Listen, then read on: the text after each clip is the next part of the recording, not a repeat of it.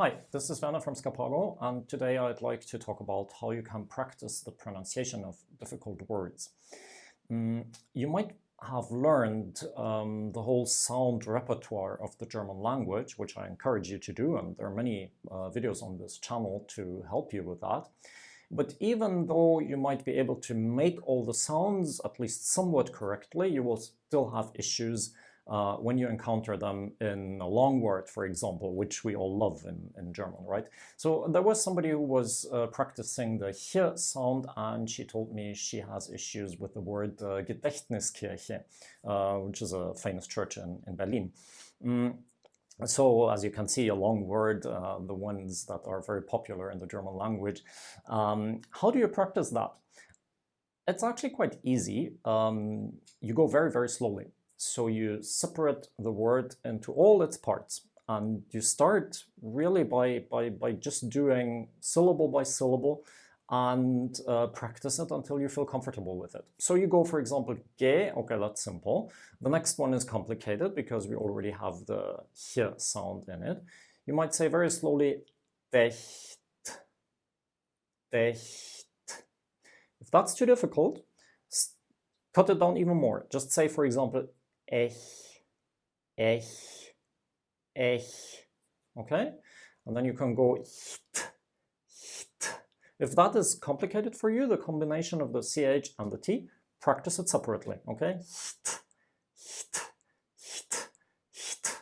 Sounds a bit stupid, right? So you wait until everybody else has left the apartment, but that's basically what you do. Then you put it together again. Echt, echt, decht, Gedächt. Okay? Practice it 10 times, 20 times, 50 times. Doesn't matter. It's not that much time actually, but once you do this and once you have learned it, it will stick forever. Okay? So it's worth investing these few minutes on a word that you might stumble over. Okay, you can say Gedächtniskirche. Well, it's not the most important word in the German language. No, it's not, but if it's bothering you, practice with it. I'm also just picking it as an example, but this applies to really every word that is bothering you, every word that you like feel, oh my God, it's coming and what am I going to do now? Do this with that word because it's, yeah, as I said, once you've learned it, it will stick forever. I never understand why in traditional language learning people spend hours, weeks, months on a minor grammar issue, but they see a difficult word, they practice it once, it doesn't work, okay, they give up.